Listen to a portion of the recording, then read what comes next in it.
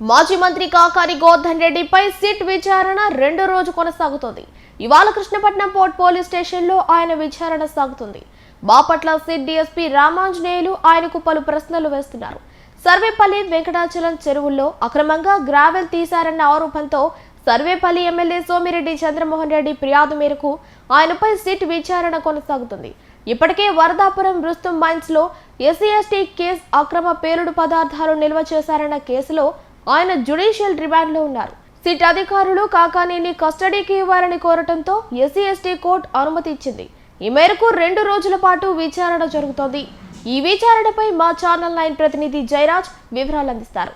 చెప్పండి జయరాజ్, ఎన్ని రోజుల పాటు మాజీ మంత్రి కాకాని గోవర్ధన్ రెడ్డిపై విచారణ కొనసాగిస్తారు? జ్యుడిషియల్ రిమాండ్ కారణం ఏంటంటే నెంబర్ 1 ఎస్సీ/ఎస్టీ కేసు, నెంబర్ 2 అక్రమ పేలుడు పదార్థాలు కలిగి ఉన్నారన్న కేసు, గిరిజనులు బెదిరించారన్న ఉద్దేశంతో వరదాపురం పోలీస్ స్టేషన్ పరిధి అయిన పొదలకూరు పోలీస్ స్టేషన్ లో ఎస్సీ/ఎస్టీ కేసు నమోదైంది. దీంతో పాటు ఆయనపై పలు కేసులు నమోదవుతున్నాయి. ప్రస్తుతం ఆయనపై సిట్టు దర్యాప్తు కొనసాగుతుంది. ఆయనకు సిట్టు దర్యాప్తు చేసేందుకు కారణం ఏంటంటే ప్రస్తుత ఎమ్మెల్యే సోమిరెడ్డి చంద్రమోహన్ రెడ్డి సర్వేపల్లి చెరువులో అక్రమంగా గ్రావులు తీశారని, అదేవిధంగా వెంకటాచలం చెరువులో అక్రమ గ్రావులు తీశారని, ప్రస్తుతం ఒంగోలు పార్లమెంట్ సభ్యుడు మాగుంట శ్రీనివాసులరెడ్డి పేరుతో అక్రమంగా ఫోర్జరీ సంతకం పెట్టి ఓ లెటర్ని ఇచ్చారని, ఆయన లెటర్ ప్యాడ్ ట్యాంపరింగ్ జరిగిందని, అదేవిధంగా ఫోర్జరీ సంతకం పెట్టారన్న కేసులో ఆయనపై విచారణ కోసం సిట్టు అధికారులు తీసుకున్నారు. ఈ కేసులో మొదటి ముద్దాయిగా నిరంజన్ రెడ్డి ఉన్నారు. నిరంజన్ రెడ్డికి ఆల్రెడీ బెయిల్ మంజూరైంది. ఇదే కోర్టు ఆయనకు బెయిల్ మంజూరు చేసింది.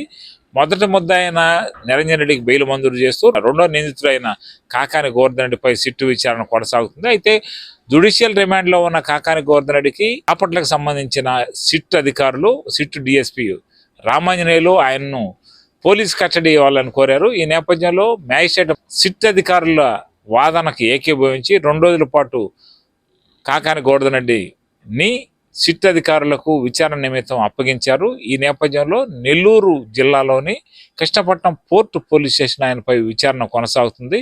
డిఎస్పీ రామాంజనేయులు ప్రశ్నలు సంధించారు. దాదాపుగా నిన్న 30 ప్రశ్నలు సంధించారు. ఈరోజు మరో 30 ప్రశ్నలు సంధించే అవకాశం ఉంది. ప్రస్తుతం విచారణ వేగవంతంగా కొనసాగుతుంది. సాయంత్రం 5 గంటల లోపు వీళ్ళ విచారణ పూర్తి చేసుకొని నెల్లూరు సెంట్రల్ జైలుకు కాకాని గోవర్ధన్ రెడ్డిని అప్పజెప్పాల్సిన పరిస్థితి ఉంది. ఈ నేపథ్యంలో ఈ విచారణ పరంపర కొనసాగుతుంది. త్రిష, ఏ కేసులో విచారణ సాగుతోంది? ఇప్పటి వరకు కాకాని గోవర్ధన్ రెడ్డిపై ఎన్ని కేసులు నమోదయ్యాయి? త్రిష, ఇప్పటికే 12 కేసుల వరకు కాకాని గోవర్ధన్ రెడ్డిపై నమోదయ్యాయి. ఈ 12 కేసుల విషయంలో విచారణలు ఒకదాని తర్వాత ఒకటి విచారణ చేపడుతున్నారు. అయితే ఇటీవల కాలంలో ఆయన ప్రత్యర్థిగా ఉన్న సోమిరెడ్డి చంద్రమోహన్ రెడ్డి తానే కక్ష సాధించడం లేదని, అక్రమ కేసులు అయితే సోమిరెడ్డి కాకాని గోవర్ధన్ రెడ్డిపై పెట్టించలేదని స్పష్టం చేశారు. అయితే ఇది అక్రమ కేసా సక్రమ కేసు అనేది తేల్చేది కోర్టే. ఈ నేపథ్యంలో కోర్టులో ప్రస్తుతం జ్యుడిషియల్ రిమాండ్ కొనసాగుతుంది. ఆయనపై మద్యం కేసులు కూడా కొన్ని నమోదయ్యే అవకాశాలు ఉన్నాయి. మద్యం ఎక్సైజ్ అధికారులు కోర్టును అప్రోచ్ అయితే ఎక్సైజ్ అధికారులు కేసులు పెట్టేందుకు ప్రస్తుతం కోర్టు అనుమతించినట్టు లేదు అని తెలుస్తుంది. ఈ నేపథ్యంలో మరిన్ని కేసులు కాకానిపై వచ్చే అవకాశాలు ఉన్నట్టు వెల్లడవుతున్నాయి. ఇంటర్నల్గా ఈ కేసులు జరుగుతున్నాయి. ఈ కేసుకి ఆది అంతం మొత్తం ప్రభుత్వం డైరెక్షన్ లో జరుగుతున్నట్టు తెలుస్తుంది. త్రిష, కోర్టులు ఏం చెబుతున్నాయి? విచారణ ఎప్పుడు పూర్తవుతుంది జయరాజ్? త్రిష, ఈరోజు సాయంత్రానికి విచారణ పూర్తయ్యే అవకాశం ఉంది. విచారణ పూర్తి ఎలా అవుతుందంటే నిన్న 10 గంటల సమయంలో కాకాని గోవర్ధన్ రెడ్డి సిట్ అధికారులకు జ్యుడిషియల్ రిమాండ్కి అప్పగించారు. ఈ నేపథ్యంలో ఉదయం 10 గంటల నుంచి సాయంత్రం 5 గంటల వరకు ముత్తుకూరు మండలం కృష్ణపట్నం పోర్ట్ పోలీస్ స్టేషన్లో విచారణ జరిగింది. సాయంత్రం మళ్ళా జైల్లో కాకాన్ని అప్పచెప్పారు. మళ్ళీ ఈరోజు ఉదయం 10 గంటలకు మళ్ళీ కస్టడీకి తీసుకున్నారు. ఈరోజు 10 గంటల కస్టడీకి తీసుకొని కూడా విచారణ కొనసాగిస్తున్నారు.